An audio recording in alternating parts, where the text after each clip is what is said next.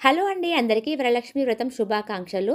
ఇంకా శ్రావణ మాసం వచ్చిందంటే పూజలు, ఫెస్టివల్సే ఉంటాయి కదండీ! అంటే ఫస్ట్ అయితే నాగుల పంచమి వస్తుంది. తర్వాత బోనాల పండుగ. అంటే ఆషాఢంలో కూడా బోనాలు చేస్తారు. కొంతమంది శ్రావణంలో బోనాలు చేస్తారు. మేము శ్రావణంలో బోనాలు చేస్తామనమాట. సో, నాగుల పంచమి, బోనాల పండుగ, తర్వాత వరలక్ష్మి వ్రతము, రాఖీ పండగ ఇలా శ్రావణ మాసం మొత్తము మనకు ఫెస్టివల్సే ఉంటాయి. చాలా బాగా అనిపిస్తుంది. ఎవ్రీ ఫ్రైడే చాలా బాగా పూజ చేసుకుంటారు కదా అందరూ.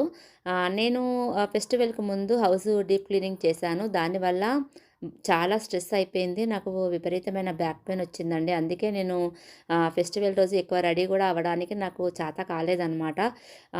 ఎవ్రీ ఇయర్ నేను చాలా బాగా చేస్తాను పూజ. బట్ ఈసారైతే కొంచెం సింపుల్‌గానే చేశానని చెప్పుకోవాలి. ఎందుకంటే నాకు బ్యాక్ పెయిన్ వల్ల నాకేం చేయడానికి కుదరలేదనమాట.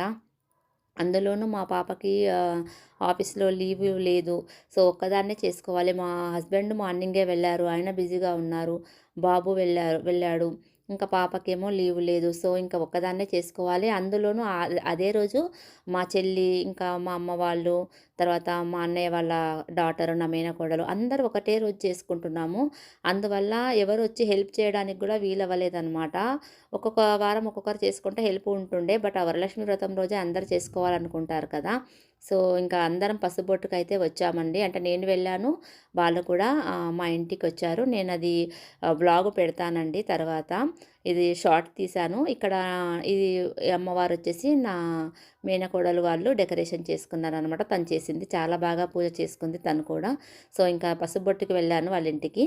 అక్కడ చిన్న షార్ట్ తీశాననమాట. నాకు చాలా బాగా అనిపించింది. ఆ రోజు అందరూ బిజీగానే ఉంటారు. ఎందుకంటే వాళ్ళ ఇంట్లో పూజ చేసుకుంటారు. మళ్ళీ అందరి దగ్గరికి వెళ్తారు.